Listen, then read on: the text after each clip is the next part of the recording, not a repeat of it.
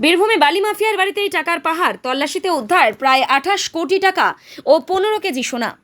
বীরভূমে মোহাম্মদ বাজার থানার ডেউচা এলাকায় পাথর ব্যবসায়ী টুলু মণ্ডলের ঘনিষ্ঠ মিনার মণ্ডলের বাড়িতেই পুলিশের ম্যারাথন তল্লাশি চালিয়ে উদ্ধার হয়েছে প্রায় 28 কোটি টাকা এবং প্রায় 15 কেজি সোনা। মঙ্গলবার গভীর রাত থেকেই শুরু হওয়া এই তল্লাশি বুধবারও অব্যাহত থাকে। বিপুল পরিমাণ নগদ টাকা উদ্ধারে এই টাকা গোনার একাধিক মেশিন নিয়ে আসে পুলিশ। এই ঘটনাকে ঘিরেই এলাকা জুড়ে ব্যাপক চাঞ্চল্য ছড়িয়েছে।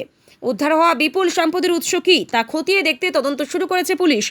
শেখ মির্সাক হোসেনের report, SA star news, Birbhum.